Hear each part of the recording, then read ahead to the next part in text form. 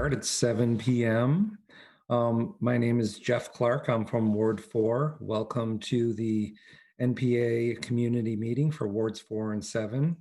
Wanted to go over some of our ground rules, listen to others speaking, respect the agenda and process, share your opinion politely, and treat people respectfully. We'll start off with we have a nomination I'd like to start off with, and then we'll go to see if anyone has announcements from 7 to 7:10. Eric, I think you have a nomination for Ward 4. Yeah, I would like to nominate Evan Litwin, who is here tonight. Evan lives in Cambrian Rise, in our neighborhood, and he recently left the position at UVM, and he had some more free time, and graciously wants to get involved with the NPA and give back to our community. He already does a lot of giving back with that amazing site that he administrates, the New North End, that I think has grown to 1,200 somewhat users. So in any case, I'd like to nominate Evan to be on the NPA steering committee for Ward 4. I second.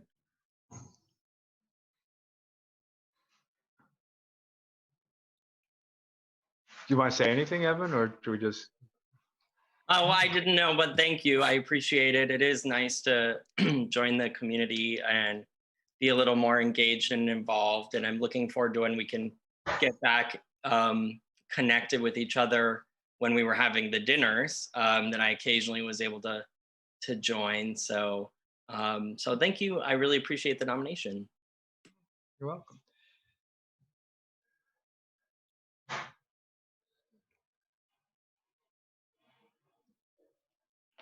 So as Evan is coming from Ward 4, I believe all Ward 4 residents are supposed to vote either yes or no in terms of accepting the nomination. As a fellow Ward 4 resident, I will start that off. So everyone from Ward 4 who is in favor, say yes. Yes. Yes. Yes. Do we have any no's? Congratulations, Evan. Welcome to the group. I don't know what ward I'm in. Thanks a lot. I appreciate it. If you're on the lake side of North Ave, you're Ward 4. If you are on the eastern side of North Ave, you're Ward 7. Thank you. I'm from Ward 4. Except for up in my neck of the woods. True, yes. And where is that neck?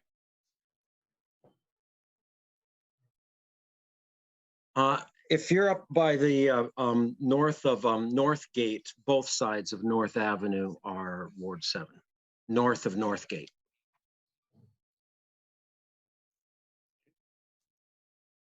All right, so we had everyone from Ward 4 vote yes? Mm-hmm. All right. Does anyone have any announcements for the group?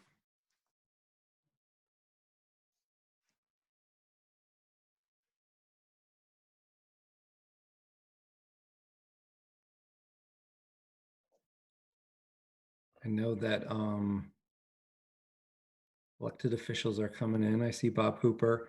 I saw a great Front Porch Forum notice from Mark Barlow about groups getting together in the New North End for Green Up Day on Saturday, meeting at the tennis court in Letty Park. So something to look for on Front Porch Forum. Any other announcements? All right. Emma, why don't we go to you? I think you were first on. Welcome. And if you could give an update, that would be wonderful. Of course. Thank you. Hello, everyone. My name is Emma Mulvaney-Stanek, and I'm a state representative for the southern portion of the New North End and the west side of the Old North End. It's Chittenden 6-2. It goes up to about Letty Park and Ethan Allen Park, roughly. That's not quite the boundary, but subject to change through the census. So just a quick update from the state legislature, and I'm always happy to answer questions. I don't never remember if I also participate in the Old North End NPA. If I can chat afterward, I'll put my email in, but you can also find it on the legislative website. So I picked out 3 issues that I thought would be useful for folks tonight. But if it's not one of your 3 issues, feel free to email me and I'm happy to update you on issues. I serve on the House Commerce and Economic Development Committee. So my skew is really towards those topics and those bills that come forward. Although we are headed into the last month roughly of the legislative session. So a lot of things are also coming to the floor. So Burlington specific, just so folks know, the charter change items we voted on in March are in a bill called H448, and I'll let Bob speak to that a little bit more. He serves on the Government Operations Committee, which hears charter change items. But those 4 items, which were the Airport Commission reconfiguration, just cause eviction, it's been a long day, ranked choice voting, and this is like a pop quiz. The 4th one is, thermal energy. Those are all bundled into one bill, H448, if folks want to track it along. And it was just, the first walkthrough was today in government operations. So the Burlington delegation is hopeful this moves this session, but we'll have to see because things get quite busy in these last few weeks of the session. The whole Burlington delegation has also been working and is 100% in support of advancing those items. So folks know. The second thing I'll just speak to is last week we acted on the pension issue. So the state legislature decided to move towards a path of forming a task force to look into the issue in more depth. This is the issue related to what to do with the unfunded liability related to teachers and state employee pensions, which at least for me, received probably the most constituent outreach so far of my tenure on this issue. So that bill did pass. I did vote against it because the task force I felt was not balanced between those most impacted by the pensions, those being state workers and teachers, and folks who are not impacted by the pensions. And I also thought that the scope was a little bit limiting in the sense of really sort of scripting a little bit of the outcome. And I'm really concerned about making sure that we have a balanced approach that really looks at both funding the pension system, but also making sure we don't cut benefits that public service workers have expected when they took jobs in either our public schools or state government. I'm worried about the long-term impacts of retaining folks, of making sure that we aren't constantly having a shortage of teachers and state workers working for our state. Happy to talk more offline on that with folks. But again, the bill did pass. The task force will move forward and they'll give back recommendations on a rather aggressive timeline that they admitted to the reporter of the bill for mid-September. So that's a very fast turnaround to come up with solutions, which was my other concern. The last thing I'll say is on an unemployment related bill coming forward called S10, which has already been through the Senate, is in House Commerce now. It's a bill that started as a alignment bill with the federal government on some of the issues changes that the federal government has been making to support folks, both businesses, employers, I should say, and unemployed workers around the unemployment system. And this bill goes a bit further than that, because if we do nothing to our unemployment system right now in terms of how it gets funded, there will be a significant tax rate increase for employers based on our laws right now. Obviously, no one anticipated we would be through a pandemic or we would have an unprecedented number of Vermonters on unemployment. So the governor proposed and the Senate took a variation of that, which is in the bill right now, to freeze the employer tax rate where it is right now for a year to let employers recover and help to start to pay back into the trust fund that pays for UI claims, but not to jump the tax rate up significantly. Based on the formula. S10 also includes something for claimants right now, which is a dependent benefit, which is would be $50 a week for any claimant who has children under 18 dependents. It's a benefit that's widely used throughout New England, except for New Hampshire and Vermont. There's all varying, unemployment's very complicated, so I'm not going to get into the weeds. I'm happy to geek out with anyone who wants to do this offline, but all you sort of need to know for tonight is it's very hard to compare state unemployment systems against each other. I've been calling it a fruit salad because there's really no apples to apples, because some calculate a formula this way, others that way. Just know that for the dependent benefit, that's not an unusual thing. 13 states have that. And it was a way that the Senate felt this was a more balanced approach to provide something for claimants who also need help recovering from this recession we're in and the pandemic.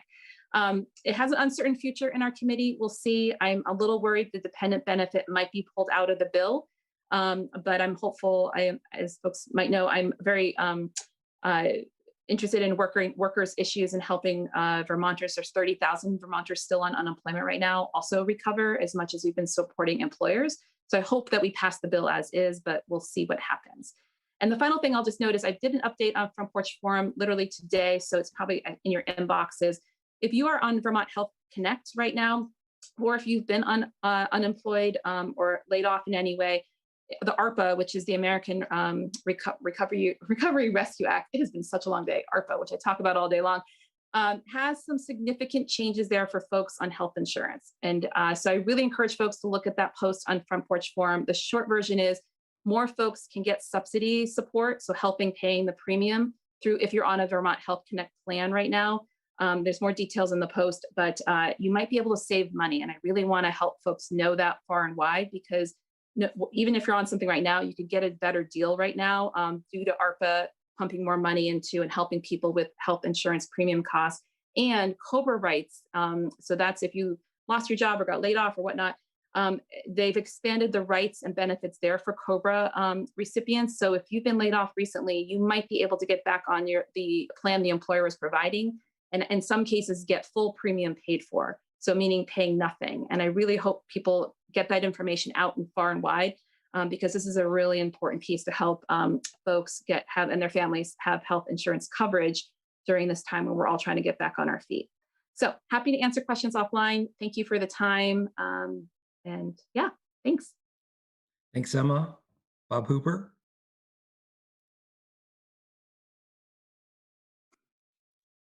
Thank you very much. A couple of things that Emma went over are actually jurisdiction of our committee, and I'd appreciate hearing from anybody that has input on the Burlington City Charter items. As Emma went into today, we did our first walkthrough. We'll hear from Legislative Council probably early next week about any rumble strips that they've identified from either a constitutional or other law in conflict issue, but I don't think we see anything at this point that's going to stand in that way, which does not mean this is going to be an easy path. There were some questions that were brought up today that were sort of what if things, and those are the things that slow things down. As Emma mentioned, we're getting very close to the end, and I think time is going to become an issue in any of these considerations. The big thing that our committee dealt with last year was the pot bill. This year, it seems to be the retirement fiasco, handled very poorly, I think, by people in the know, bringing out draconian sort of proposals to begin with and expecting people to agree to less draconian things, but still draconian things. The Senate has the bill now. They originally were going to put it in the budget to send it back to us, but that sort of has fallen through because there seems to be a House-Senate bit of contention going on. Originally, the proposal that everybody that works for the state, pretty much state cops, judges, court employees, take your pick, and just about everybody that works for the educational system would have taken the proposal basically said, pay more money, get less benefit, work longer. And I'm sure that you've caught wind that just about everybody was objecting to that. It's almost as if somebody got a little burr under their saddle, and this is how they're going to cure it. We'll see how it comes out, but it'll have to come out within the next 2 weeks. Recently, in our committee at least, we approved something called a Nurses Compact, which is an agreement between about half of the states in the country where a nurse that holds a license in Vermont can apply for basically an interstate license and doesn't have to go to that jurisdiction to pick up another license. Personally, I voted for it, but with great reservations, because I think that giving people the ability to move to other jurisdictions very easily isn't going to help our nursing shortage much. And nursing shortage drives healthcare cost. There could be some unintended consequences here that I'm hoping don't materialize. We're still dealing with cannabis, setting rates, things like that. Day before yesterday, we dealt with yesterday actually, COVID time. It all goes together. You never know what day it actually is. Whether you can put your name on the ballot with a nickname. And it's a relatively long bill that says, if you've used a nickname for 3 years, you might be able to use it, but you can't say, Bob, I won't raise your taxes, Hooper, on the ballot. So it's convoluted, it's complicated. It's probably necessary, unfortunately. And last thing I'll mention is there's a national vote at home initiative. We're trying to move to the point where people can automatically opt for a mail-in system as opposed to going to the polls and whatever. It makes it a very boring day for candidates because you stand there and you see one person every 10 minutes or so, but it's great for voters. Voter turnout is up, voter participation is up. It's a great thing in terms of election process. It's a little bit more costly, but I think it's a good thing to spend money on because people who are engaged in democracy have a tendency to appreciate it, and you get more people out doing what they need to be doing. So that's my my little angle. Where Government Operations Committee sticks their finger in a lot of small stuff. We move the most bills of any committee in the House, and they all become a blur. Anybody that has any questions, of course, feel free to give me a ring. Thank you. Thanks, Oh, Bob. I have to go prepare for a presentation tomorrow, so I'll be disappearing before the end of the meeting. All right. Thanks for your update. Carol Lodi? Thank you. Thank you, Liam. Thank you, Jeff. And thank you to everybody who helped me get on today. Last month, I couldn't get on at all, but Liam really helped me just now. Okay, so I am on the House Ways and Means Committee, and we're facing a few questions. Vermont statutes use static conformity, which means that every year, our House Ways and Means Committee must decide whether or not to link up with federal tax provisions. The committee must decide now whether to link up with new federal tax treatment of the Earned Income Tax Credit and the Children and Dependent Care benefits for the 2021 tax year, federal changes that may last into the future. For EITC, which is the Earned Income Tax Credit, federal changes would reduce from 25 to 19 years of age the qualification for beneficiaries, would remove the 65-year-old cap to qualify, so you could be over 65 and qualify, and increase the credit amount for single filers. Under the regular rules, the maximum tentative EITC for 2021 for a taxpayer with no qualifying children was scheduled to be about $543. And under the American Rescue Plan Act, ARPA, which you've probably been reading about, the maximum federal 2021 EITC is up to $1,502. This is significant. EITC is considered one of the nation's most successful anti-poverty programs, providing a refundable tax credit to low-income working households.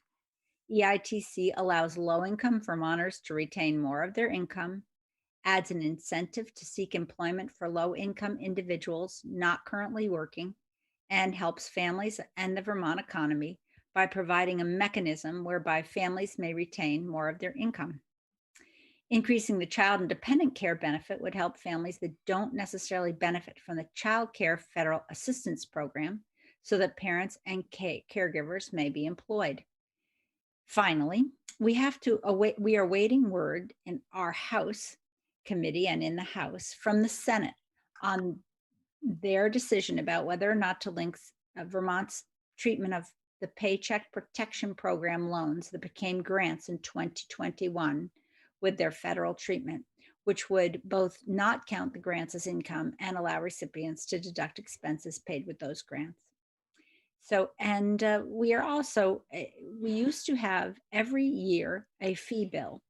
We would take 1/3 of the fees that are that that are paid by people when they get a driver's license or register their car or register their boat or try to build something. Those fees are directly related to your use of state government to provide you services. And every year, 1/3 of the fees were looked at and then were adjusted to cover the cost or come close to covering the cost of running whatever program. But we have not had a fee bill now for several years. And so we're falling behind in our updating our fees. And one fee that came before us today was something that hadn't been updated in many, many years, having to do with the service of civil process. So we're going to be asking we've asked the House Judiciary Committee to take a look at that. And that may become an independent bill. And we would be looking at least at that. So those are some of the things that are happening in particular in my committee. You probably, I don't know whether, am I up? Is my time up? I think you're pretty good. Okay. Bob may have mentioned we are looking at pensions for public employees, teachers, and Vermont state employees are two of those groups where we have fallen behind in what we in the funding of those pensions, and in order to protect the employees who are working now and who are deserve to have the benefits that they bargained for, we are looking at what we can do to improve what's happening in that system. And something that we have all agreed upon is that we could do a better job with how pension funds are invested. And so we are working on adding some professional investors to the mix of people involved in the pension investment committee. And employees are already in that mix, and who are currently on that committee. And so we're just working toward the strongest possible mechanism to fund our pensions. We had a tough time in the 90s. The legislature underfunded the pensions because things were looking so good, I guess, that they thought, well, we don't have to put more money in. The investments are going well, the economy's strong, everything's okay. But that underinvestment is the reason for 1/3 to 1/2 of our problem right now. And then when 2008 came along, all the conscientious investing that had happened, there was a problem because of the whole economy going sour, and investments took a hit.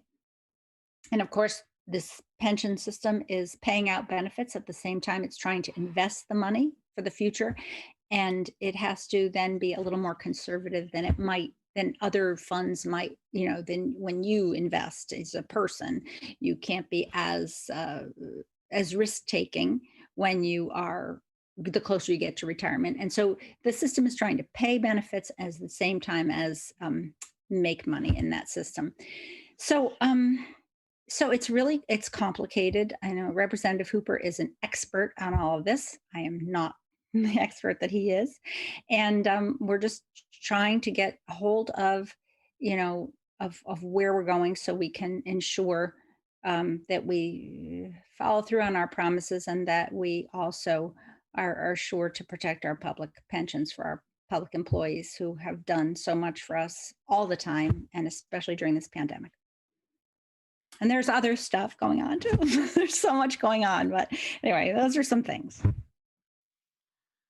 Thank you, Carol. We'll move on to city councilors. And Sarah, Mark, and Ellie, I saw your Front Porch Forum. If you could give an update on that. I said it in announcements, but I'm sure I did not do it justice. For Green Up Day, what you have coming on Saturday, if you could mention that. I saw your post, Mark. But we'll start with Sarah. Okay, glad to be here. It's I'm just trying to think back what we've done this month. This month has sped by, and usually April is sort of a slower month because it's reorganization month.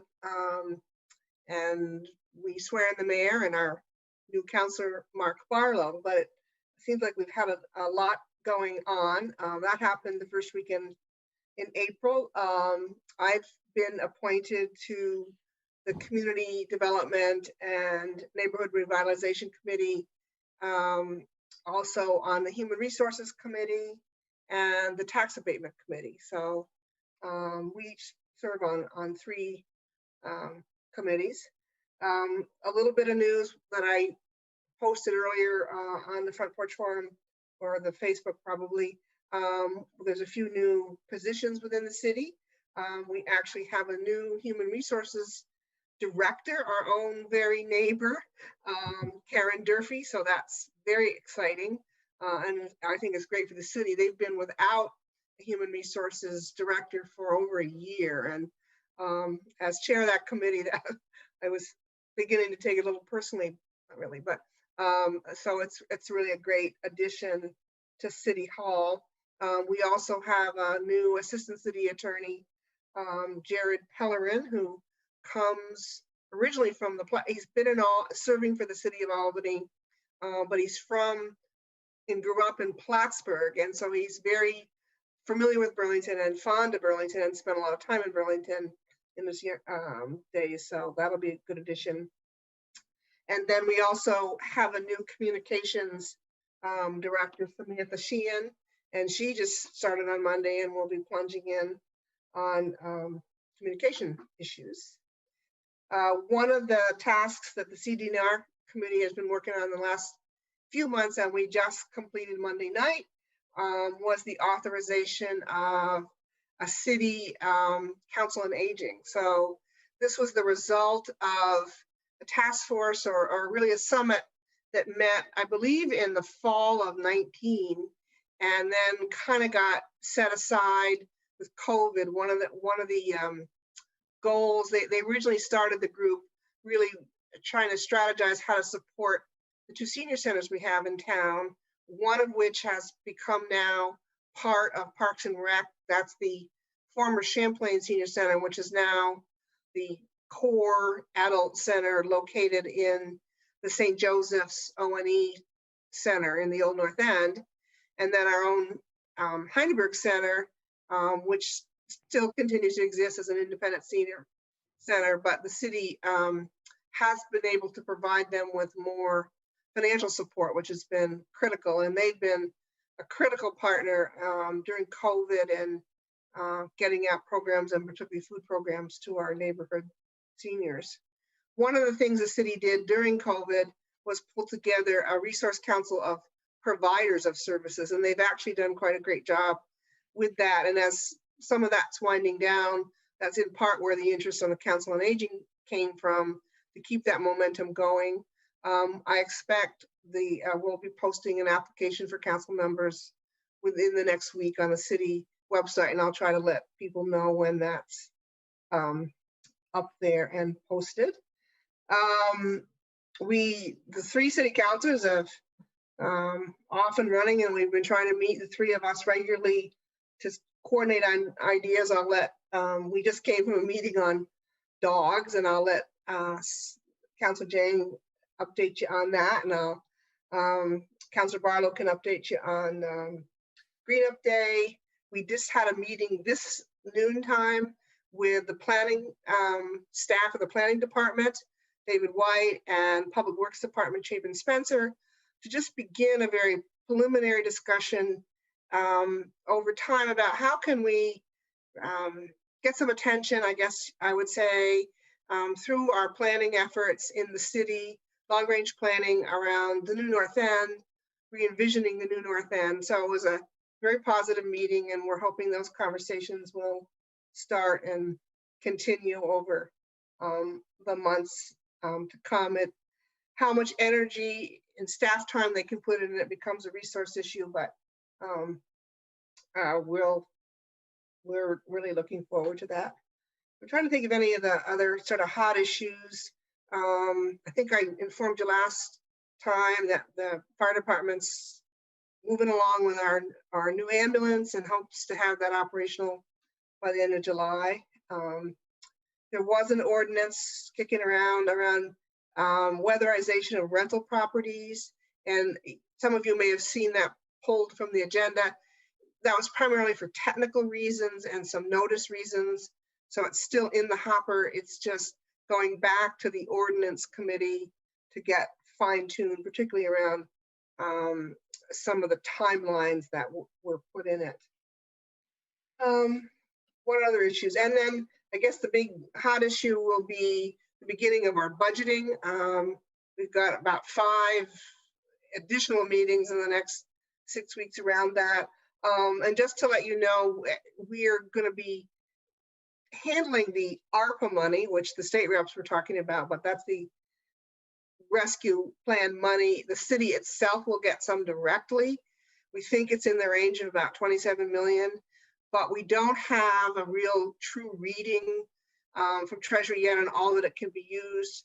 But we do know that we're going to plan on using about $1 million of it for more immediate needs. We want to continue the Recovery and Resource Center and a lot of the support programs that we've had around the pandemic. It hasn't gone away in entirety, so there's still a lot of work to be done. And then the remainder of that money and how the city chooses to use it will become part of our regular budget process over the next 2 months. So I guess I've covered a lot. If there's any questions, or I can let Mark and Ellie go, and then we can each answer questions. Okay. Welcome, Mark. Congrats. Well, thank you, and thanks for having me tonight. I'm completing my first month on the council. I've been appointed to the Transportation, Energy, and Utility Committee, otherwise known as TUC, as well as the Charter Change Committee and the Tax Abatement Committee, where I'll be serving with Sarah. I'm still getting up to date on some of the issues that have been in process that'll be before the council soon, including but not limited to consolidated collection of trash and recycling, short-term rental regulation, and rental property weatherization that Sarah mentioned. Been trying to look at some of the past meetings and a lot of the work material that's come out of other committees on those items and others. As Sarah mentioned, all 3 of us, Councilor Jen, Sarah, and myself, we're meeting every Wednesday, and it's been super helpful to me. Appreciate the opportunity to talk with them, just to get up to speed on things, but also to coordinate on things specific to the new North End, like the dog issues that we've been hearing about, master planning for the new North End, green update plans, and other things. I'll talk more about green update in just a minute, but the only committee meeting I've been to so far is TUC, and TUC met yesterday. And the one thing sort of significant that we did is we moved the water resources billing changes to the full council, and that'll probably be voted on at the May 10th meeting. I think it's going to be a super packed agenda on May 10th, so I'm not positive it'll be there, but I'm expecting it to be. That project's been in the work for almost 2 years. I think it's been on the agenda of this NPA at least twice. And the changes, if approved, will take effect in July. And some of those changes included fixed meter charges, class-based rates, and that's pricing based on the strain that a particular class of user puts on the distribution system, and private fire protection charges. There'll also be an expansion of affordability programs, including lifeline tier rates, assistance programs, and flexible payment terms. If you want, I can put a link to the web page that DPW has for that in the chat, if I'm able to do that. And then in terms of Green Up Day, the councilors are planning to be present at least 3 locations on Green Up Day. I talked to Paul Morris today, and he's got a lot of interested parties to do green up around the city and in particular in the New North End. Sarah Ali and I are planning to be at Letty Park, Ethan Allen Park, and I believe Sarah's not going to be at the park near Cambrian Rise. But also we're trying to, and I don't have it finalized yet, get some people into Star Farm Park too. So if you're interested, meet at either the Letty tennis court parking lot, the main parking lot at Ethan Allen Park near the playground there, and we'll coordinate getting people to different places that need cleanup. I'm going to talk with Paul Morris, and he's the grounds supervisor for the Parks Department on Saturday morning, and try to fine tune that and calibrate it a little bit. But please, by all means, come out and green up the New North End on Saturday. And I guess that's all I have for now. So I'll pass it over to Ali. Thank you. Thank you, Mark, and thank you, NPA, for having us here again. I think the two city councils, Barlow and Carpenter, they nailed it. They talked about all the issues happening currently, the city council. And I just wanted to thank the NPA for allowing Director Vackery to do a presentation, especially Mr. Comstock, for making some room and allowing him to come and talk to us about that. And I think that's the biggest issue right now in the city. It's a reappraisal happening, and the deadline to appeal is on the 30th, which means in 2 days. And all the communication that I received are somewhat, just needed more information. But many people, I believe that they will be concerned when the tax implication are starting to, they start to see the tax implication in regard to the reappraisal. Overall, I think all the city councils talked about it all. And the dog issue, at least we just come from a meeting that was, 17, 18 people showed up. We advertised that this NPA also is happening, but they choose to do something else. And it was great. And today we had a representative from the Burlington Police Department to talk about the data collection, the type of incidences that they receive. We also hosted the director, Dr. Maria, who owns a pet store at the same time. And also she trains dogs. She has a PhD, very knowledgeable. And we had representative from the Human Society. And there is also a dog walk group that is happening here in the New North End. And, the dog park people also were there, as well as Cindy. Great conversation. And we looked into one resolution that the three of us crafted in bringing this conversation now at the council level by tasking the Parks Art Culture Committee to explore the creation of a dog task force, a dog task force for the city of Burlington. I think the process is very well thought out and very inclusive, and we're looking forward to see recommendation when that task force is created. That's yes, and for me, I think I am still the chair of the Racial Equity, Inclusion, and Belonging for the city of Burlington. I am back also as a member of Board of Finance, and also I am a member of the Parks Art and Culture Committee. Like what Mark and Sarah talked about, I think the biggest element here in the New North End is we need to think about paying a particular attention to our part of town. And we today, Sarah talked about it, we had a great, wonderful meeting with some department heads of planning, DPW, to just start the preliminary conversation of the re-envisioning North Avenue. Not specifically the whole New North End, but North Avenue. It needs more love, it needs more support, more investment in making it modern, welcoming, and vibrant, So yes, also in the New North End, we have a great group And I think Carol Odie is included in it, including also Mark Barlow and Sarah Carpenter. And it is about the creation of the New North End Business Association and committee and community, right? So we are already working on a logo. We are already working on a website.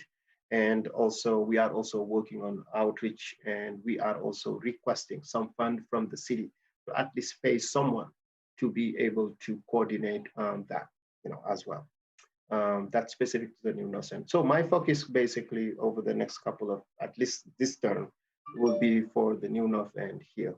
And I'm glad that to have great, wonderful colleagues. And I think we established a great, wonderful working relationship so far. And I hope that it will continue to strategize for the people that elected us.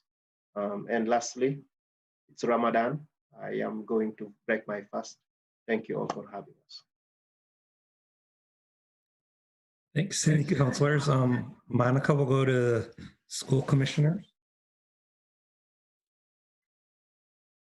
Hi, everyone. I'm Monica Ivancic, and I'm your Ward 7 school commissioner. And I wanted to thank our city councilors for organizing a Green Up Day here in the New North End. I think I've been in the New North End 6 years, and I haven't heard of an organized cleanup event here.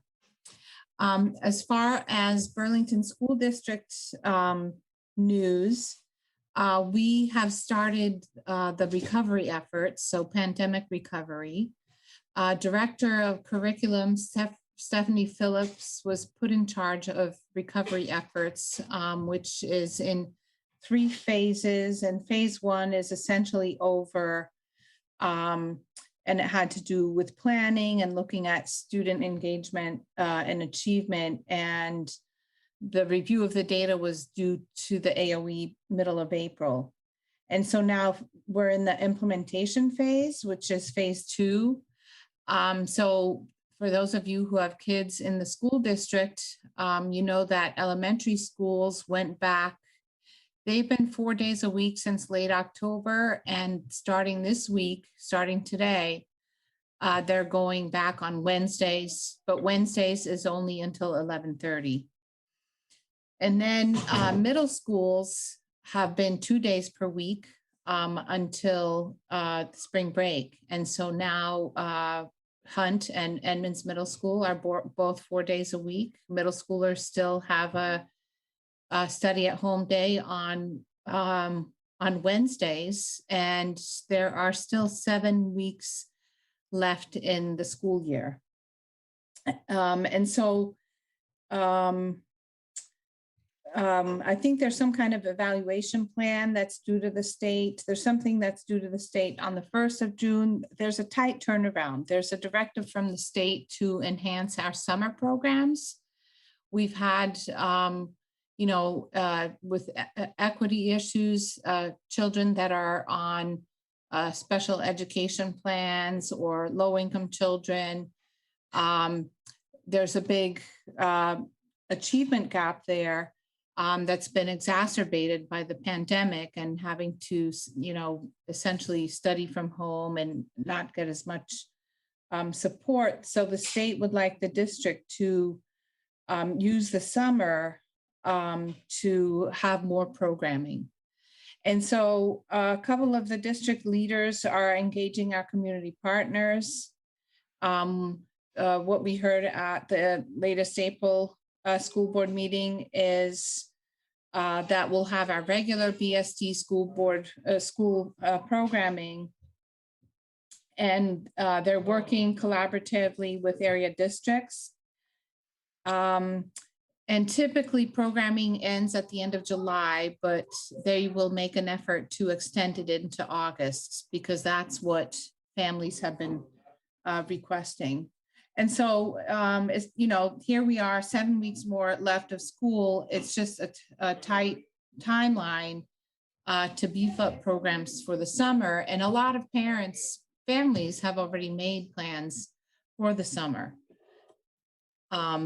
And so we're waiting to hear, what's enhanced about our summer programs at this point. The next thing I wanted to cover is the BHS BTC campus here on Institute Road. I guess that's technically the new North End. And the news is not so great because more and more PCBs are being discovered. Initially, the PCBs were in the window caulking and soils. Then they found it in the block and brick walls. Then the mastics or glue under the floor tiles. And then most recently, they learned that the PCBs have leached from the mastic glue into at least the 1/4 of an inch into the concrete flooring. And so we've been looking at doing this pilot remediation project, which is what they're called, to where the PCBs, this material that contains the PCBs would be removed, and then the levels of PCBs would be remeasured in the building. And so this remediation is expensive. It'll be anywhere between $7 and $12 million, we were told.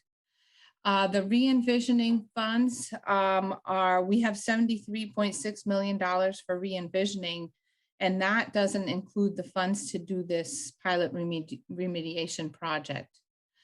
I think the superintendent and myself, I'm not in the facilities committee, are getting more and more nervous about the re-envisioning project and how much money are we going to have to spend on removing PCBs and getting contaminations out. And at the May meeting, and I'm not sure, we have a meeting next week, we're moving to a first Tuesday and third Tuesday of the month board meetings so that there's a week in between. You know, we used to have second and third Tuesday of the month. Now we're moving to first and third. There's going to be some kind of vote, because do we sink more money into remediation and getting rid of PCBs? And then what if we get to a level that we're not, you know, it's not acceptable still?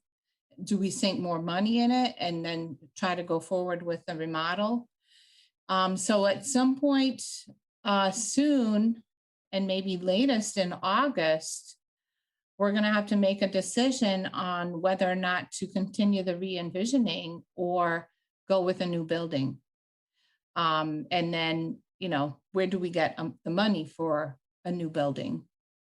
So, so that's going to be a big decision. As you know, many people have put many hours into the re-envisioning. I don't know, you know, some of us, Mark used to be on the school board. Some of us were for building a new building in the first place. But of course, that's not, if you look at it, it's not the least expensive way to go. But, you know, when you find so many contaminants on a construction site, perhaps just going with the new building would have been. So, so we're going to have to make some tough decisions here in the near future. And then the third thing I wanted to tell you about briefly, if I still have a couple of minutes. Okay. 2 minutes. You know, last June, well, we had the George Floyd incident nationally and the uprising across the nation. Folks are questioning the presence of police officers in our school buildings. And so we proposed the board proposed forming a safety task force and to look at this issue. They were tasked with 4 tasks, essentially looking at the role of police officers in the schools and what those roles could they be done by other types of workers. And so the task force members had 1 student and 1 previous student. It had about 10 people, including Brian DeFranco, who's the lead SRO person. It had 1 city councilor, Soraya Hightower. It had Aden Haji from the school board. and other district leaders. Perhaps I'll share this link once I'm done speaking in the chat, or I'll send it to whoever can share it. So these 10 people met, I believe, 16 times over the course of 3 months, every Wednesday, and thoroughly reviewed the role of police officers in the schools. And the report is quite comprehensive. And so, you know, I wish the city would have paid us $75,000 for this report, because it's a comprehensive report with 10 outcomes in the end. They evaluated that 95% of what the police officers were doing in the school could be done by other personnel. And so I guess the take-home lesson here, it's in this report, it's number 8, is that we will not have police permanently in schools. They are still going to come to school to teach elective courses or do the active shooter drills and these things called barricade trainings. When they do have to come to schools, they'll be wearing a soft uniform. So I think that means khakis. They wouldn't have the full-on police uniform, and a soft holster that doesn't make their weapon as visible. And then they also suggested that in lieu of the 2 SROs, so there still be an SRO stationed at the Burlington Police Department, and that SRO would be like a liaison, so the school principals could call them if need be, if there's emergencies. But this task force proposed to fund 2 positions, that the city should fund 2 positions that are from the Community Justice Center, and that are Tier 2 restorative practices student safety specialists, they're called.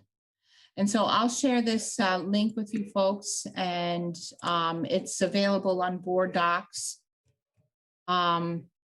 So check it out. There's community volunteers that spend many hours working on it. Oh, there is no chat, so sorry, I can't. Yeah, we don't on the CEDO platform. Oh, okay. Okay. Does anyone have quick questions before we move on to our next topic? Bob Hooper. Well, before we go to the next topic, I have something else I want to say. So if somebody else has a question for Liam, do you have a question? I was just going to say, Monica, you're more than welcome to email it to me, and I can include it in the notes that go on the website. And I can give you I'll change my name to my email address, so you can just write that down.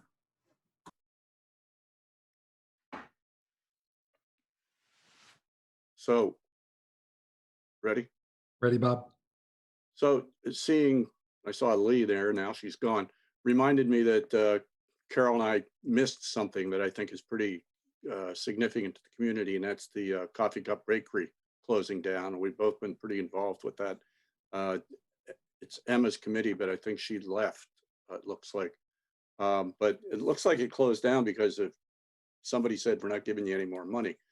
And it's 160, I think, jobs, Carol, between here and Brattleboro. I think altogether about 250. And yeah. Bob's right. I meant to mention it, and I get so like, how much time do I have left? And I forgot to say it. Wrapped up is the word.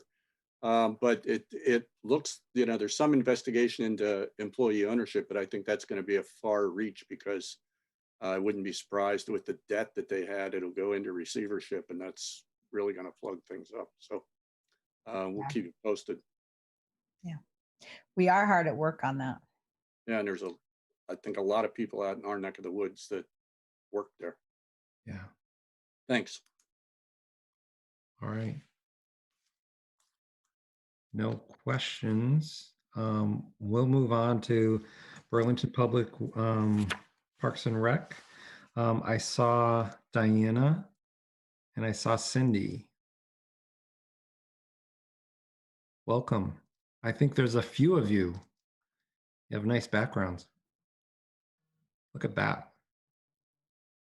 You're muted if you want to unmute you all.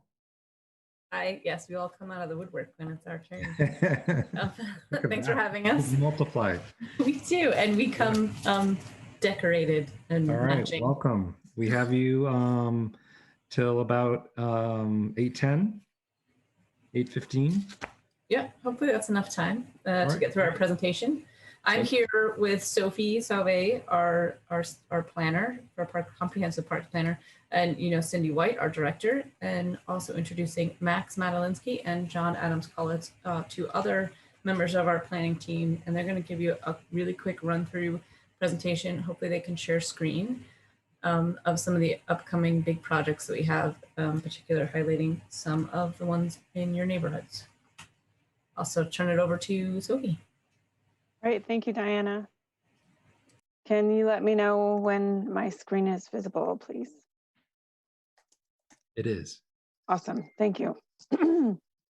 As Diana mentioned, we're here to give you an overview of the projects that are in the works in your ward, but also in the larger context within Burlington.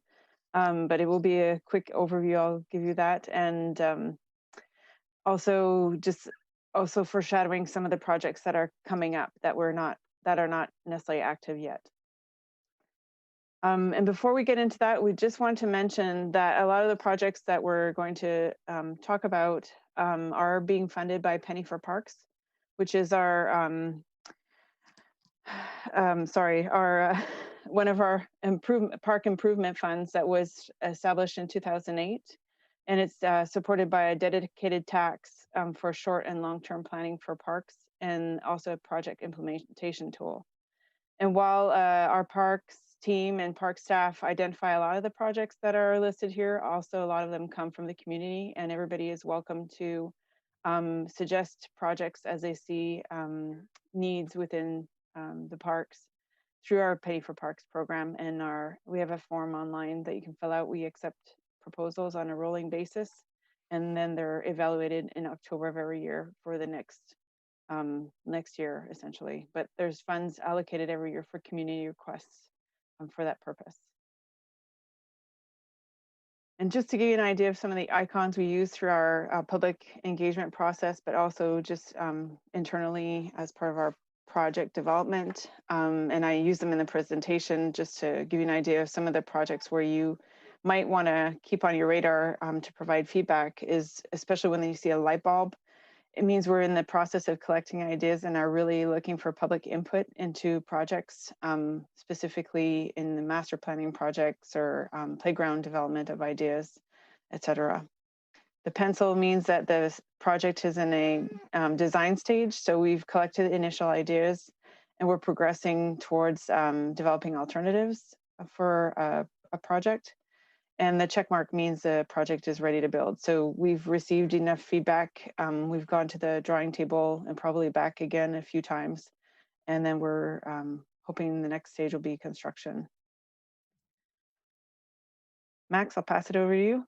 All right, I'll jump right in. So at 311 North Avenue, our newest park, we have some ongoing projects right now, which is the Stone House.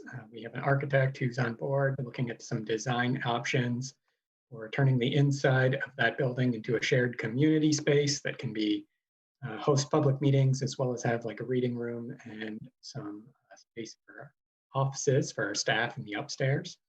And also our conservation team is working on a management plan for the natural areas throughout the park. That public input process will kind of be ongoing, and they're working pretty closely with the city's conservation board on that. And then for upcoming projects, we have a natural trail, a stone dust trail that will be rerouted around the community gardens there. That will eventually connect to a multi-use paved pathway that will come down behind the Cambrian Rise development. And that one will actually provide a universally accessible access all the way from North Avenue to the bike path. And then last but not least, taking care of the roof on that stone house, it's due for replacement. Another project that's coming up pretty quickly here is our first stage of implementing the Trails Master Plan at Arms Forest. We have a trail construction contractor on board to build out this first segment that was called for in the master plan. We did pretty extensive public input in the past year, sort of to finalize all of that. Just probably we finished up in February, I want to say, of 2020. They're going to be building a section that connects here from, as you can sort of see in this drawing, the base of the hill coming down from Burlington High School and going all the way out to a segment that is pretty close to the bike path, but not quite connecting there. We're going to be working with them sort of for probably 2 to 3 weeks this summer on the construction of that project, starting likely it's looking in like early July.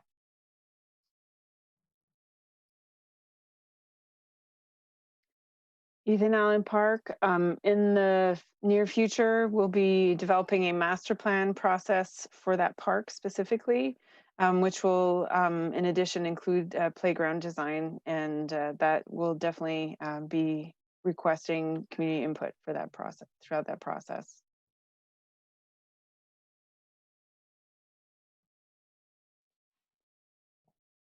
Max? Sorry, I got muted somehow. I must have accidentally clicked that one. Upcoming, it's probably starting actually next week, the stairs that go down to the beach at Letty Park are going to be replaced. I don't know if anybody's been down that way, but those stairs are in pretty rough shape. We've been waiting for the new steel structural frame to get shipped back up here from where it was getting color galvanized down in Boston, and it should be making its way up. We expect that project to be ongoing for 2 to 3 weeks, starting sometime in the next week, and people will have to go around on one of the other access paths to get down to the beach during that time. Other ones that are coming up, we are working on implementing the pause place that intersects with the bike path and the entrance to Letty Park. It's sort of been a project that's been on our radar for a little while. We have some permitting stuff that we are just wrapping up and are hoping to get that one finalized and out to bid soon for construction in the fall or spring of next year. And then upcoming projects, we did some community input a while back at Letty and got a lot of good input on what people want to see in the park. We want to take all of that and work with the consultant to sort of finalize it into a complete master plan for Letty. Some different components that are sort of included in there are a shelter, outdoor pavilion type thing near the picnic area behind Letty Park Arena, or Gordon Paquette Arena, I should say. A playground design and siting study. Many of you may know there's a community group that's been advocating for a bike park, a mountain bike park at Letty, which we've done quite a bit of outreach on, and that's ready to really start getting into the details and design. Other projects are upgrades to the restrooms at the concession stand, and then eventually the playground replacement and construction of that shelter in the next years. At North Beach Campground, we have a construction project that is just wrapping up this week, the relocation of the dump station and a new turnaround for RV campers. This past winter, we actually demolished the big wooden maintenance building that was in sort of the center of the campground there. And we are working on design right now for about 10 RV pull-through campsites and all of their utilities, and putting in a number of new trees sort of in that area and really greening up that space that was formerly mostly maintenance activity. And then also in that design, we are designing starting way up at the entrance on Institute Road, separating camp traffic from beach traffic, and creating a 2-lane road with a dedicated sidewalk that goes all the way down to the beach so that there's just fewer pedestrian, bike, and vehicle traffic through that part of the campground and getting down to North Beach, where we're hoping that if we get through this design and we can find the funds to build that, it'll really be an improved experience for everyone. At Shiflety Park, we have a couple projects coming up. We were awarded a grant from the state this past winter, I want to say, to transform sort of what is now an informal path that goes from James Avenue over to Goss Court in front of the Miller Center into a dedicated paved multi-use pathway. So it'll be about 8 feet wide, sort of similar to the 127 bike path. And yeah, we're hoping to get that grant agreement signed, and then we'll be working with the state on that one for the next 3 years because they have a lot of federal guidelines and processes that you need to go through to make sure everything is done the way they want it to be. And then another near-term project is we will be transitioning the Roger Woods baseball field into a dedicated youth softball field. It'll be the dedicated youth softball field for the new North End. And then down the line in FY24, looking at restroom upgrades for the concession stand there.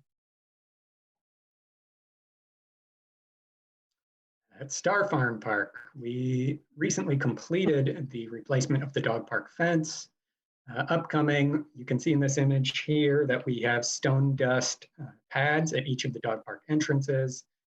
We are having somebody come back to replace those with concrete because the first job that was done there just wasn't quite satisfactory. And simultaneously, that contractor is going to be building out a concrete pad for an additional fitness station near where the playground is. And we are working on getting all the equipment ordered and lined up for install later in the summer. We'll keep you up to date as that stuff all comes in and gets installed. Battery Park, we're working our way downtown. Battery Park, we've got an upcoming master plan in fiscal year 25. Ahead of that, we've got to work with the Kane Chief Graylock, and we're also building a memorial overlook to Mayor Kane along the wall overlooking the lake. And eventually we'll get around to playground upgrades and then plaza redesign of the central portion of the park. In terms of the boathouse, we have funding set aside to do a scoping study in terms of what the future of the boathouse will be. And based on that study, we are looking to find funds to basically move forward with the recommendations of the scoping study. And while we're talking about the central waterfront area, it's going to be a busy year. It already is a busy year on the Burlington Greenway. What we're referring to as the realignment project really kicked off last fall, but will kick off in earnest here in the next couple of weeks.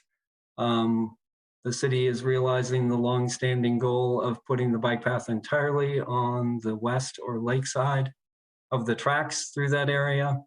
Everything is in place to do that, and we'll start probably in the next couple of weeks. And as you know, the detour is currently in place on Main Street and Battery. And of course, with that will come eventually passenger rail service via Amtrak. And then a little bit later in the season, we will be back down in the south end, rebuilding or rehabilitating the last section of the Greenway through the southern three-fourths or so of Oakledge Park. And then eventually we'll get back up in the north end and rebuild the overpass at North Beach. And Oakledge Park, it's the 50th anniversary of Oakledge Park, so we've got a busy season. I mentioned the bike path construction. We are also wrapping up construction drawings for the universally accessible playground, which will finally get built, looks like early next year. And then we'll keep implementing portions of the Oakledge master plan, including restroom renovations, beach access, etc. Perkins Pier is currently in the process of a siting study. We had a first public meeting in March to collect feedback from individuals and organizations that use the park currently in terms of what works, what doesn't work, what things are missing and would be beneficial at Perkins Pier. And we have a second public meeting coming up on May 18th, which everyone is welcome to join. It's a virtual meeting. And it will be an opportunity to hear some of the alternatives that our consultants are proposing for Perkins Pier moving forward. Aside from the siting study, we'll be replacing our moorings in the fall. They've been having a hard time with the climate change and the increased wave action and wind action, making them age faster than anticipated. And as part of the siting study, we'll be replacing or identifying the location of the playground and its future replacement. And system-wide, as I said at the beginning, it's just a handful of our projects, and system-wide, there's always things ongoing in terms of dressing, lighting, playground equipment replacement in terms of meeting code and safety requirements, adding wood fiber to the surfacing for safety reasons every year, improving our signage and wayfinding throughout the system, and just as I mentioned, also any community requests, addressing those, and also emergent needs, because as you can see, sometimes although we inspect our playgrounds, they deteriorate faster than anticipated, and then we need to move on them. So there's always things going on, even if they're not projects we provide updates on, but we definitely appreciate the community also keeping an eye out on things and identifying any needs within our park system. And that's all we had, and we're open to questions if there's time. We have a couple minutes, but we're gonna quickly move on to the next topic too.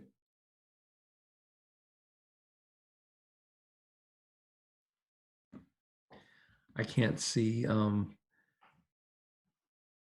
you stop presenting maybe, and then we could see all the heads? Sorry. Anyone have their hands raised for a question? All right.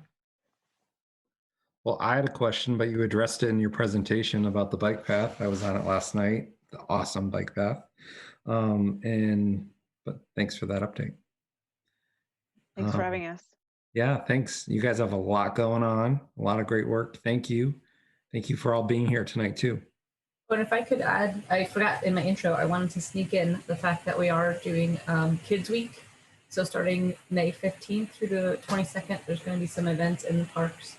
So keep an eye out for that. And we're working on July 3rd as well. So not only is the planning team busy, the event team and recreation teams are all super busy as well. Jeff, I just want to make one note that Mac. You're muted, Cindy.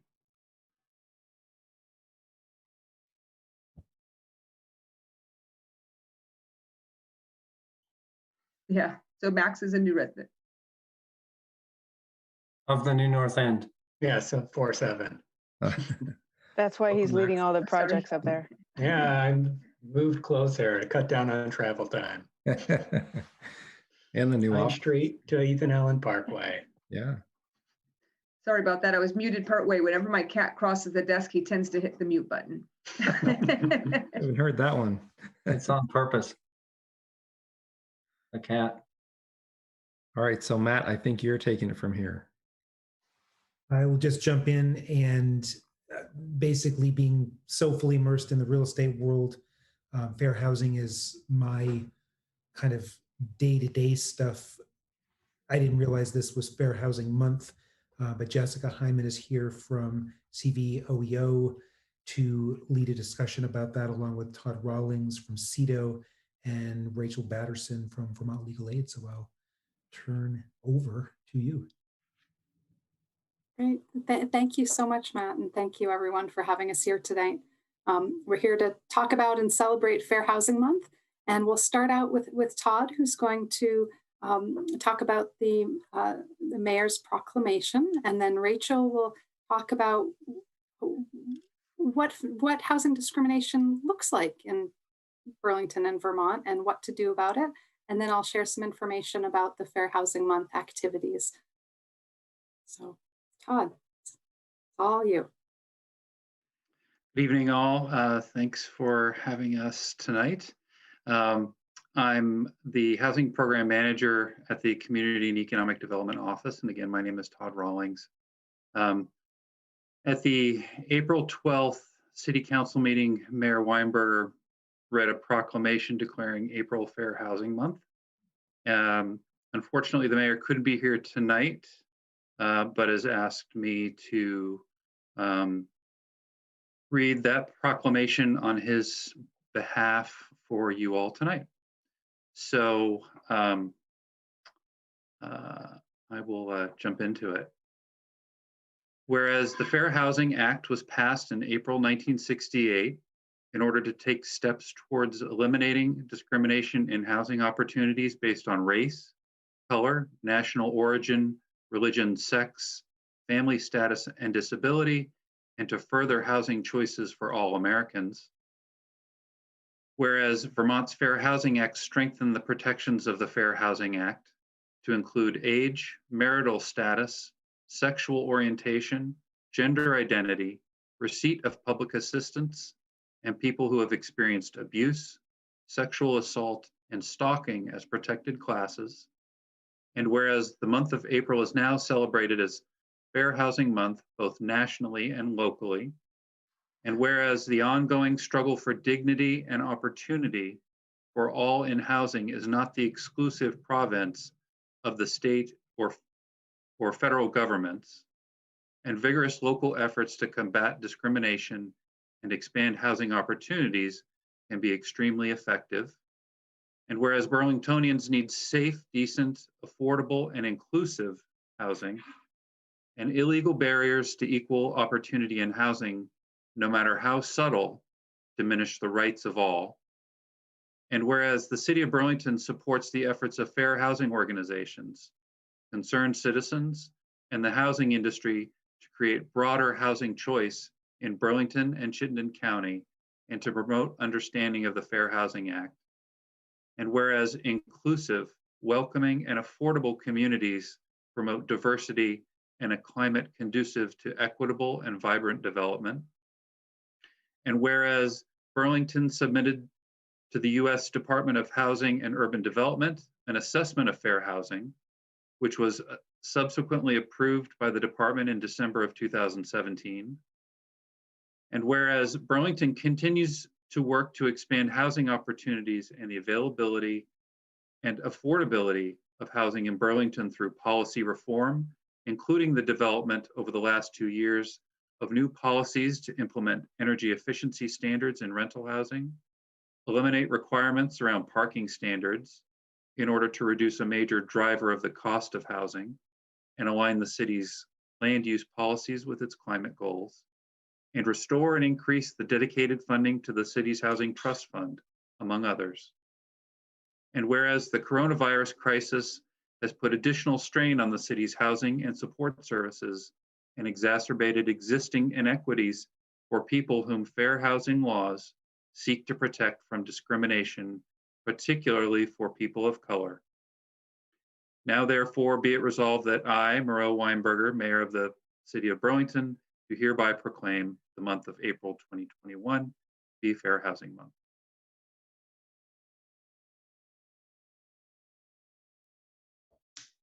Hello, everyone, and thank you for having us tonight. I'm Rachel Batterson from Vermont Legal Aid, and I manage our housing discrimination work or fair housing work, interchangeable terms. I've been practicing fair housing law since 2006, and I'm going to just say a little bit more about the Fair Housing Act and what we actually see in Vermont. So legal aid receives about 100 complaints a year based on the Fair Housing Act. And the primary, the biggest number of those is people with disabilities who are being denied reasonable accommodations in housing or related to housing. I'll take a step back and say that the Fair Housing Act actually covers any dwelling and any land offered for sale for putting dwelling on it. So it affects land, it applies to zoning and planning, and it also applies to a lot of things that people might not necessarily think of as housing. It also applies, not everyone realizes it applies to every person, and it applies to home ownership situations. So neighbor on neighbor harassment or discrimination is covered if it's based on one of the bases that Todd read out in the proclamation, which I'm not going to repeat because, well, I could if you want me to. So it's very broad coverage, all dwellings and planning and zoning and decisions about housing and what housing can be where. It includes discrimination that is based on adverse treatment or direct discrimination, it's sometimes called, which is something like, I don't want to sell my house to you because you're from Nepal. That would be direct discrimination. It's directly because of a prohibited basis, and the intent is very clear there. But it also could be a neutral rule or policy that has a disparate impact on a protected class or on a prohibited basis. So something like, I will only rent to people who have a credit score of 780 or above. That would affect a large number of people. And when you look at disparate impact types of discrimination, you're really looking at statistics.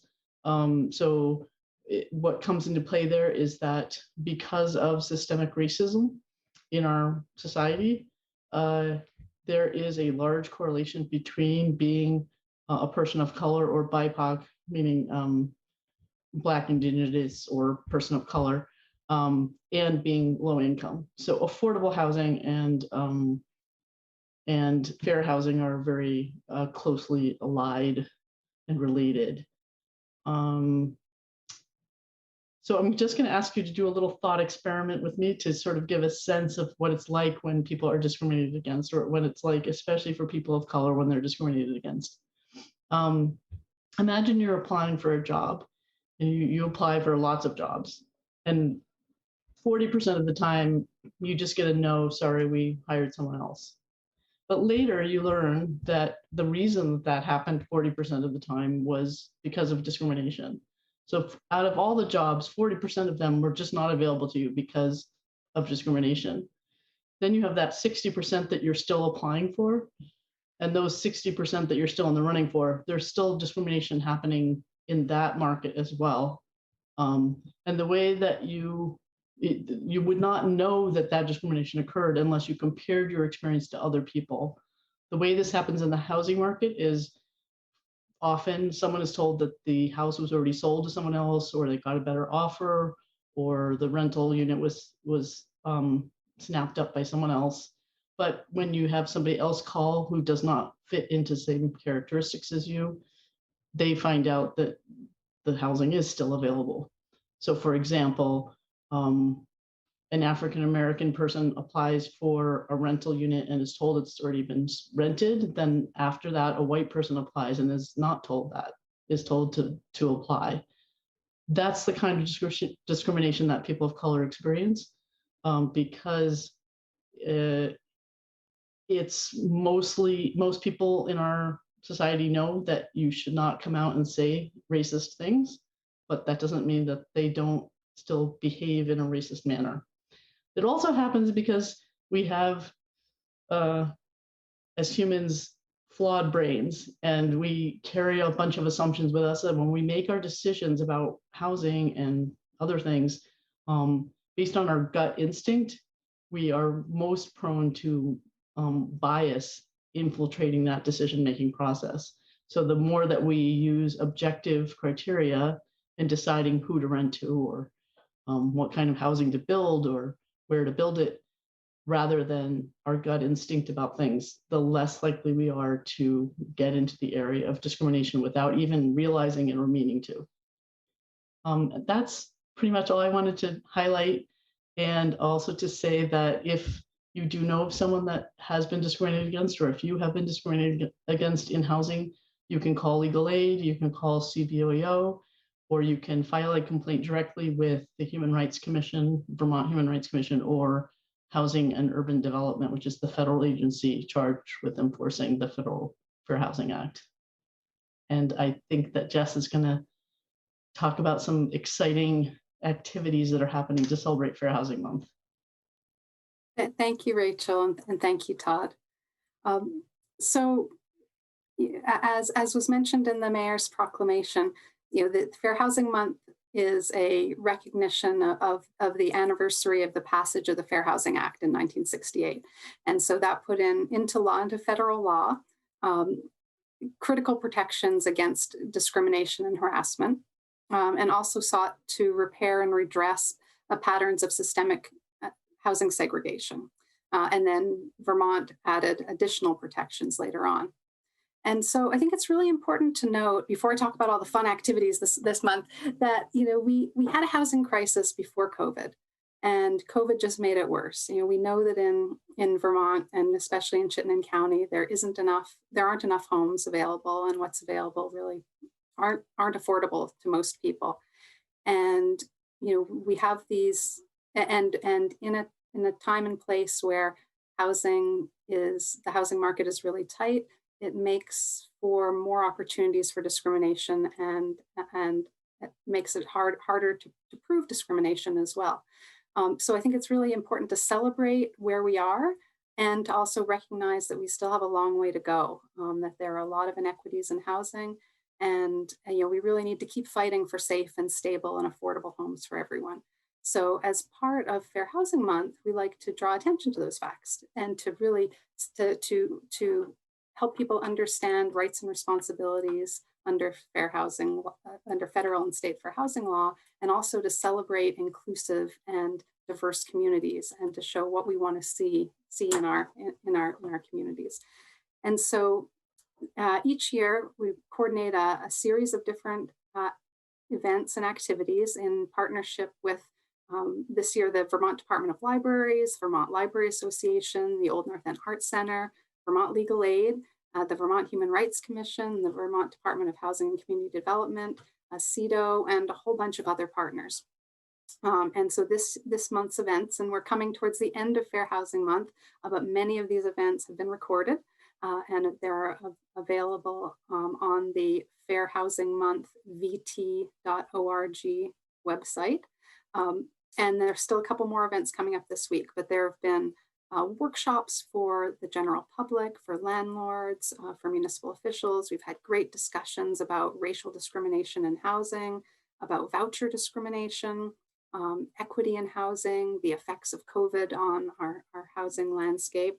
There have been book and film discussions through the partnership with the Vermont Department of Libraries. There are story walks at libraries around the state. And a lot of these activities will be continuing past April into May.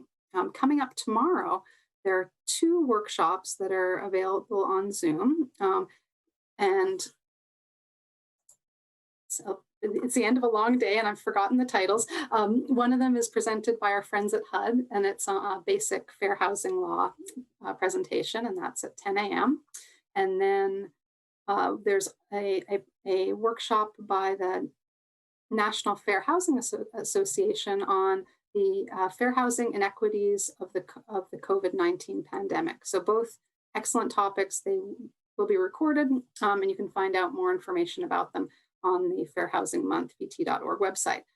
And most excitingly, tomorrow we have our Fair Housing Month wrap up, and it's an artist reception and celebration. So as part of Fair Housing Month, we encourage people to create art that to express what home and community means. And we've had 600 art kits sent all around the state, and we've had kids and adults submitting their creations. And so tomorrow we're going to be having a community reception. It'll be tomorrow evening from 5:30 to 7 on Zoom. There's a workshop and an optional art activity. And then we'll be talking about housing related issues. People will be able to share what they've learned over the month, and we'll talk about more ways that our communities can increase the amount of affordable and inclusive housing. So that's just a brief overview of what's happened, a few things that are happening again tomorrow. And we really encourage everyone to be thinking about the role that housing plays in our community, and how we want to make it possible for more housing and housing that's available to everyone. So if we have time, we have time for questions. If you have any questions for Todd or Rachel or myself about fair housing, or about how to make housing more equitable to everyone in our community, we welcome your questions and comments. Lee had a question. Go ahead, Lee Terhune. I was in a neighborhood Zoom group today, and a woman was talking about helping someone submit applications for the various housing opportunities in Burlington. And she was telling us that it was just an unbelievable, complicated task. And the woman she was working with didn't speak English and didn't read or write it. And it seemed to me that this was a systemic barrier to a person finding housing. She never got to be discriminated against because she couldn't fill out the applications. What do you think, Jess?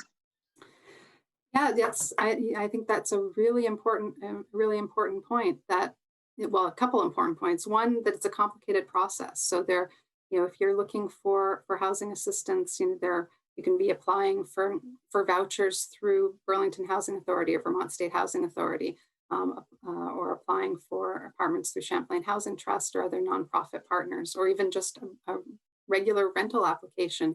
If you don't speak or write in English, that can be a significant barrier. Many of the local organizations do have interpretation services, and if folks are working with a housing support worker through CVOEO or other agencies, we have always have interpretation and translation services available.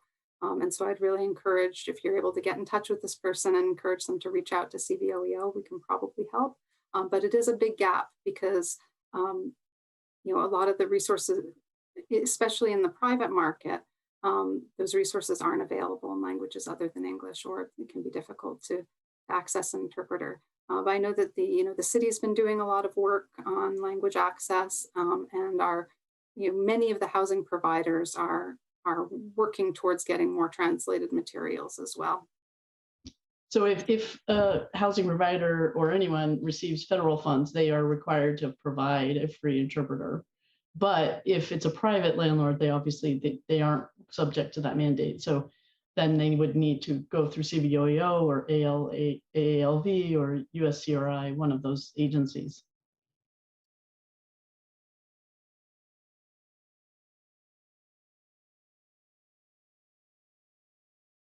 Any other questions?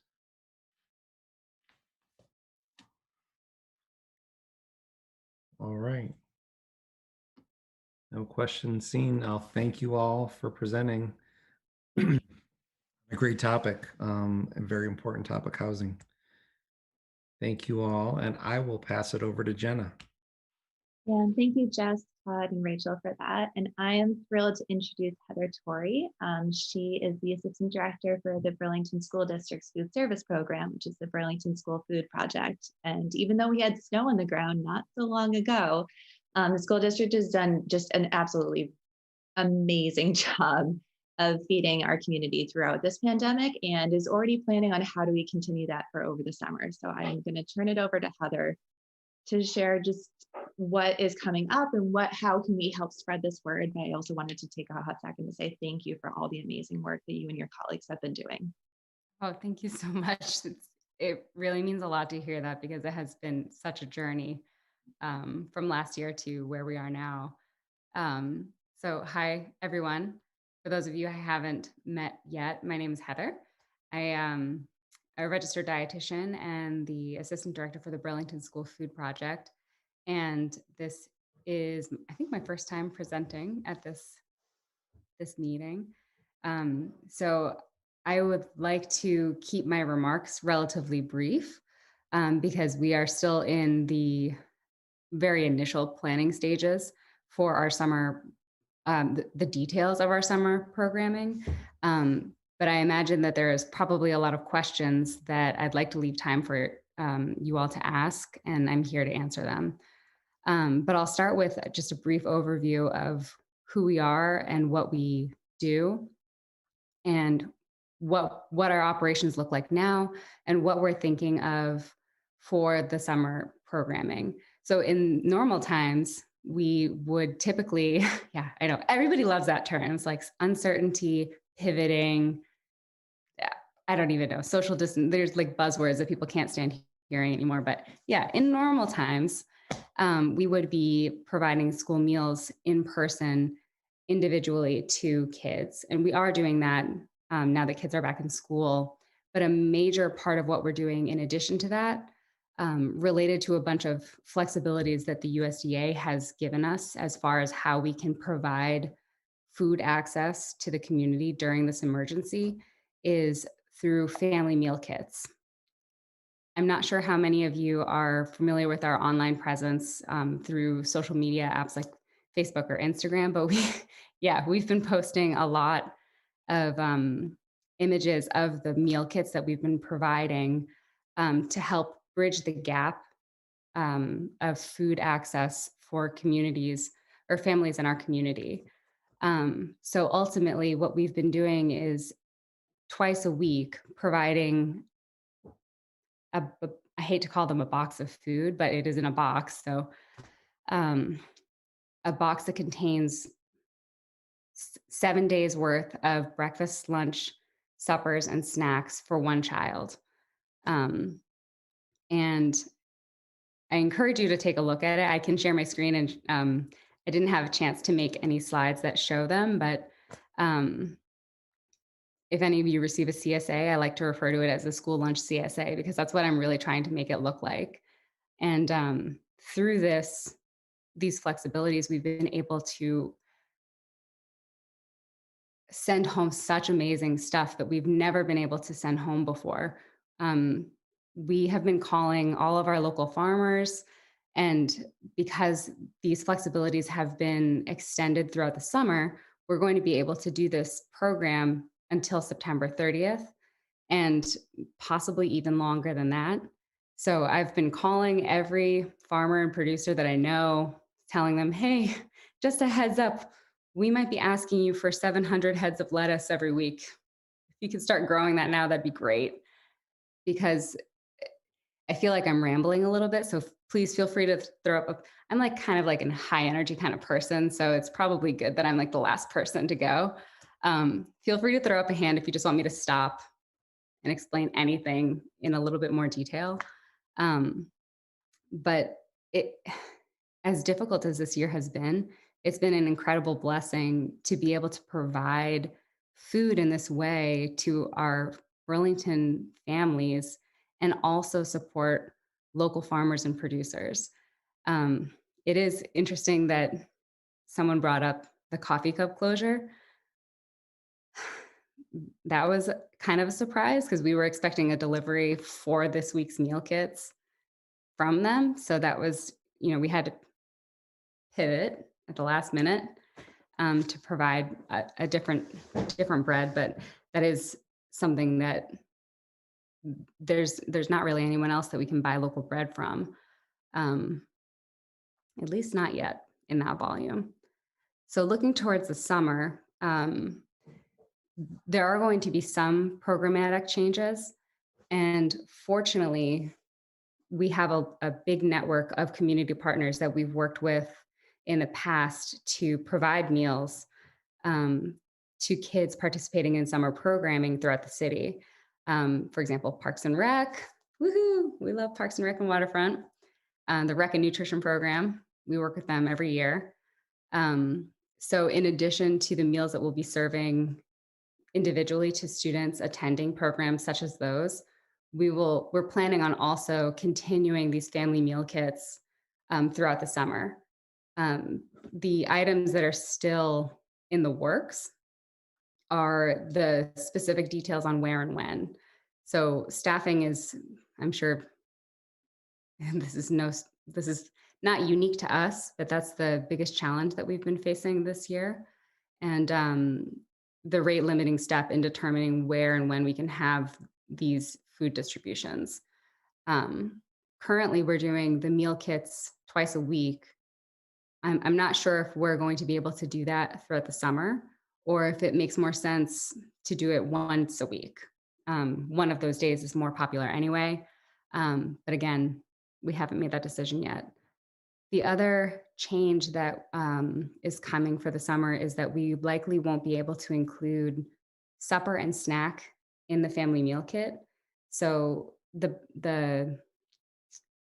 kit itself will likely look smaller than it does now. Probably not significantly smaller, but it's just something that I want to mention in case we get to June and we make the switch from school year operations to summer operations, and folks are like, what's going on? This is looking different than it did for the whole school year. And then I'm thinking that's most of the updates that I have, with exception of the really excellent news that we recently got, that in the school year 2022, all meals for all children will be free, regardless of their eligibility. So we will be able to provide free breakfast and lunch for all children in Burlington schools all year. It's like the best news ever. Tell your friends. And to add one thing that would be helpful for us,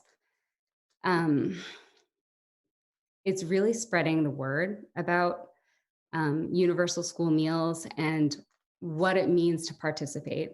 We hear so often from families that they're reluctant to participate because they fear that their participation will take away that benefit from another family that might need it more. And that's not the way these programs operate. And I would encourage anyone that feels strongly about school nutrition and good food for kids. If someone in your community says that, please tell them, no, that's not the case. You actually strengthen our program the more people participate. So that's one way, really a light lift to help us serve more kids. And I think that's enough rambling. So if anybody wants to ask me questions, I'm happy to field them. Any questions, raise your hand. I have a question. Hi. Ali. Yes, thank you for the presentation, Heather. This is great.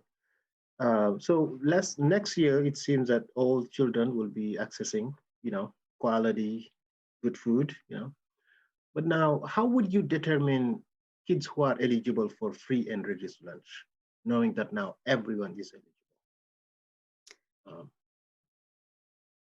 For the purposes of school,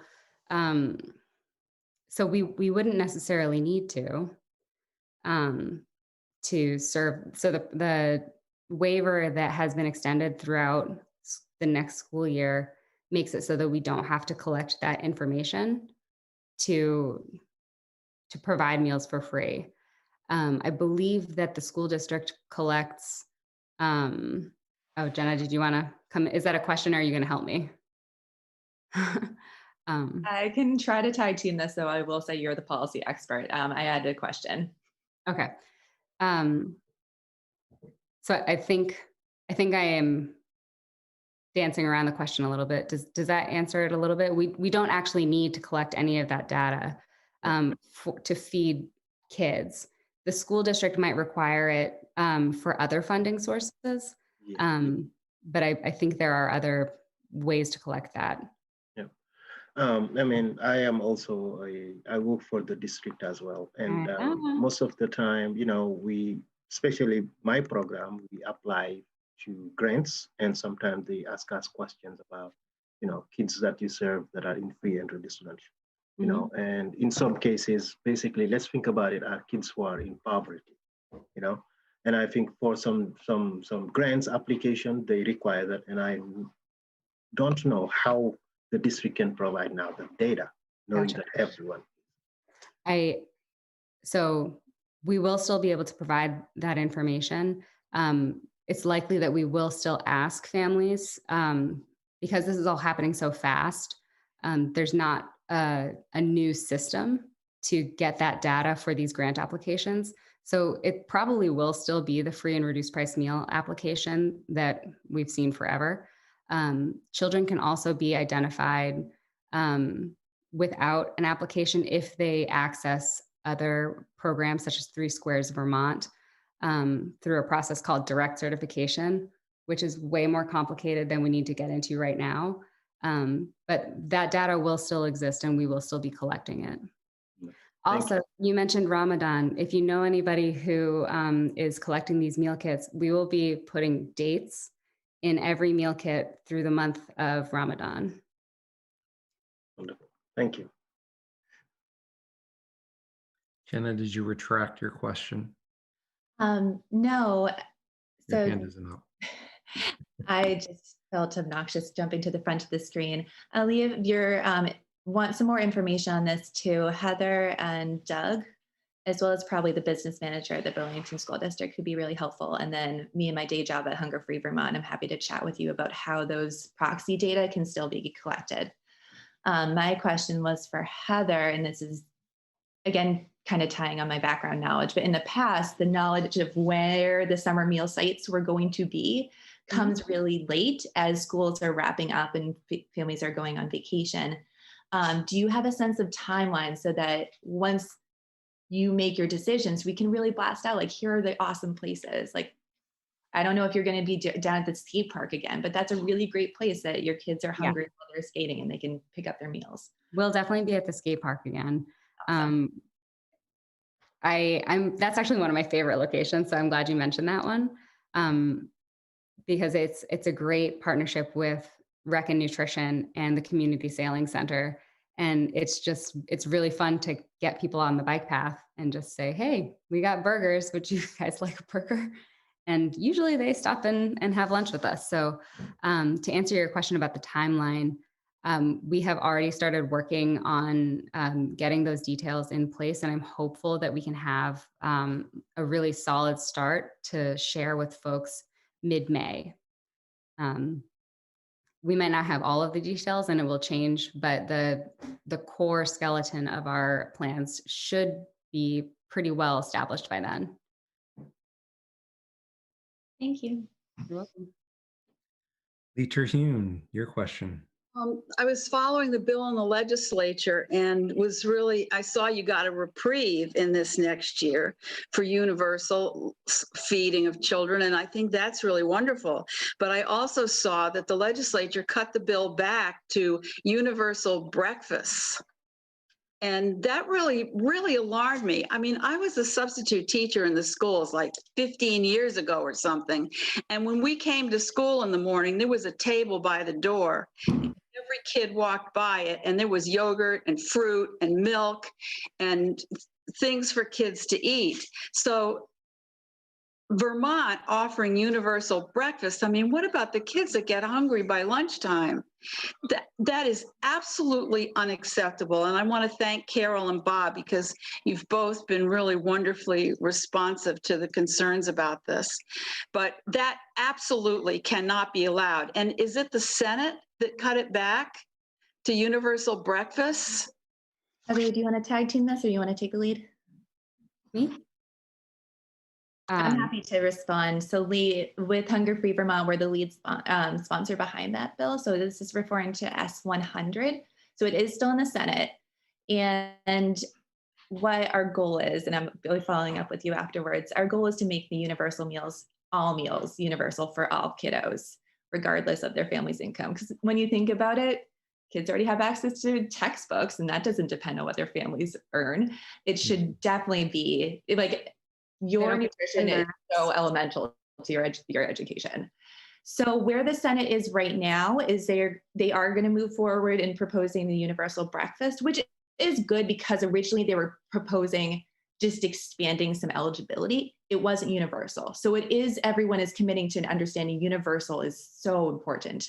And then they're going to be doing a study task force. And by January, which for our legislature is a very quick turnaround, this task force is required to say, this is how we're going to do universal lunches. In addition, and this is all the hard work that Heather mentioned earlier, there's also a local purchasing incentive program so that the schools are able to buy from our local farmers and producers. So that is moving forward. From the Hunger Free Vermont perspective, once it goes to the House, we're going to keep pushing for that universal lunch, because I absolutely agree. Like, that is so critical. And kids are hungry. That's what you need. And you don't want your students going to the school nurses because they have a tummy ache, or going to the guidance counselors because they're acting out because they're hungry. So we'll be pushing for it. There are going to be some more action points once it goes over to the House. But we are, I would still say, optimistic. Like, the senators have really understood why this is so valuable. They're doing their due diligence in terms of making sure that how would we make this work for the whole state. And we're still thinking that we have some really great potential for this actually happening in the next 5 years. Did that help, Lee? Or I love your passion. Good investment of money. We feel the same way.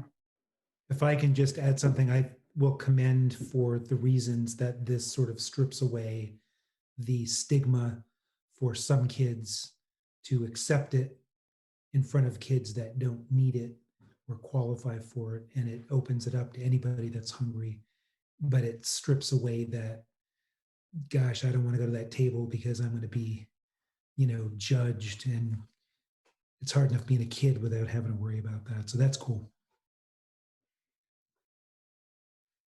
Monica? And I'm a large advocate for breakfast after the bell rings. So SA used to do it, and IAA, I believe, still do it, but I believe that should be in every school in the district, that breakfast should be offered after the bell rings. Currently, all the schools have breakfast before the bell rings, so kids have to get there early at 7:45. And with COVID, I'm not even sure what's going on with that. But there's a large population that come to school at elementary level not having eaten breakfast. And most of those kids don't say anything, but they can't learn because they're focused on their empty belly. And so I know they have snack at like 10 a.m.-ish, but it's kind of a waste of the 8 to 10 time slot. And I get a lot of pushback from people in schools, because when I first ran for school board, I was like, we got to do this across the district. They're concerned that kids will lose 10 minutes of academics because everyone's eating breakfast. It's like, well, how about the kids that don't learn anything till they have something to eat at 10 in the morning? Can I tell you a secret? Yeah. The snack that we send up to all of the classrooms at snack time is actually breakfast. Right. It's the breakfast that we would serve for grab and go, or a grab and go breakfast in the classroom. So we have breakfast in the classroom across the district. Right now, it looks different depending on which school you're talking about. And in the high school, for example, it's we don't deliver it to the classroom, but we have a cart that kids can grab their breakfast and just head on their way to bring and eat it in class. Good, yeah. But this used to be like right at 8:10 or 8:20, like the SA bell used to ring at 8:10, and then the second one at 8:20. And that's when the kids sat down to eat the meal that you're talking about. And then the previous principal put a ganache on that, but they'd had it, for 12 years, so, or more. Yeah, it's certainly, they say it's the most important meal of the day. I think they're all very important. But you make a really important point that kids that might not have had the opportunity or the time or the wherewithal to make their own breakfast at home should get that nourishment so that they're focused and ready and at a level playing field, so that once that basic need is met, we can feel comfortable that they're, going to not be distracted by hunger. Right. Yeah. And some of it is also the stigma, they don't want to come early. and say, oh, I need food. And when the breakfast is served after the bell, more of the percentage of kids eat it than if it's before the bell.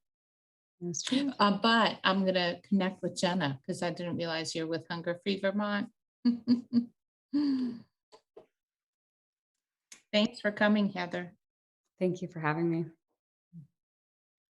Any other questions or comments? Well, I will wrap up. Thanks everybody for attending. Great topics this month.